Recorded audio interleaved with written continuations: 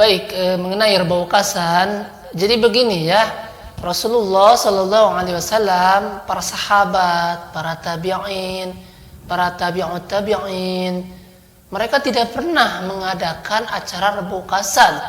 Misalnya ketika datang bulan Safar, mereka kumpul-kumpul mengadakan acara rebaukasan. Tidak ada riwayat-riwayat seperti itu.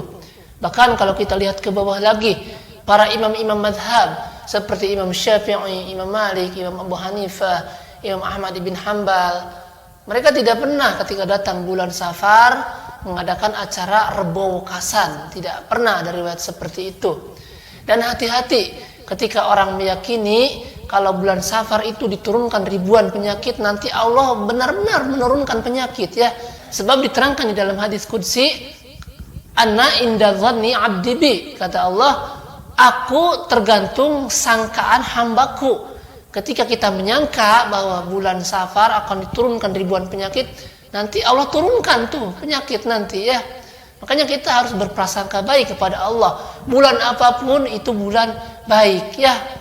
Bahkan diterangkan dalam hadis yang lain, tidak ada yang namanya kesialan yang terjadi di bulan Safar ya. Kata Rasul sallallahu alaihi wasallam, la adwa wala tiarah wala hama wala safar. Salah satunya yang di dalam hadis tersebut, tidak ada kesialan yang terjadi di bulan Safar, tidak ada diturunkan penyakit di bulan Safar ya. Itu Nabi sendiri yang mengatakan ya. Bahkan di dalam fikih mazhab Syafi'i sendiri disebutkan bahwa yang terjadi di sebagian masyarakat kan ketika datang bulan Safar meyakini ribuan penyakit turun, kemudian mereka melakukan sholat tolak bala. Nah, sholat-sholat tersebut diterangkan di dalam fikih Syafi'i sendiri, sholat nisfu Sa'ban, sholat tolak bala, sholat raghaib, itu diterangkan bahwa hukumnya bid'ah yang keji ya, seperti di dalam I'anul Talibin di sana jelas disebutkan, amma sholatul ma'rufatu lailatul raghaibi wa nisfi Sya'bana wa yauma Asyura fa bid'atun qabihatun wa ahaditsuha mawdu'atun. Adapun melakukan sholat yang masyhur yang terkenal seperti sholat raghaib, sholat nisfu Sya'ban, sholat Asyura, itu merupakan bid'ah yang keji di sana disebutkan karena hadis-hadisnya palsu ya. Nah, jadi kita hanya melakukan yang Nabi ajarkan saja. Ketika Rasulullah sallallahu alaihi wasallam, para sahabat, para tabi'in, para tabi'ut tabi'in, para imam-imam mazhab, mereka tidak melakukan acara tersebut, ya kita juga tidak melakukan acara rebaukasan ya. Sebab khawatir ketika kita melakukan suatu amalan yang Nabi tidak contohkan, maka amalan kita ditolak, artinya tidak mendapatkan pahala, bahkan mendapatkan ancaman nanti ya.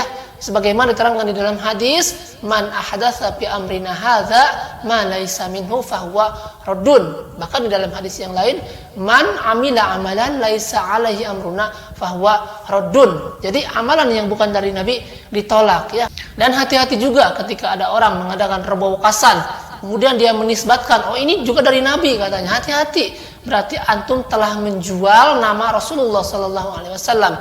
Sedangkan Rasul menyebutkan dalam hadis, ketika seorang mengadakan suatu amalan, kemudian dia nisbatkan, dia sangkakan kepada Nabi, maka orang tersebut akan didudukan di dalam neraka ya.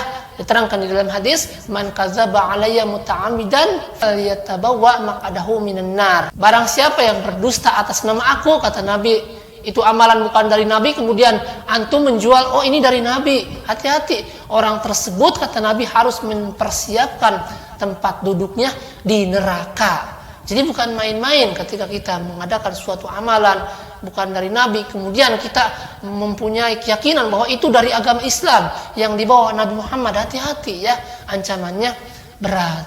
Nah, jadi itu mengenai rebaukasan. Dan kami tidak memaksa ketika ada sebagian kaum muslimin ingin melakukan acara rebaukasan, silahkan.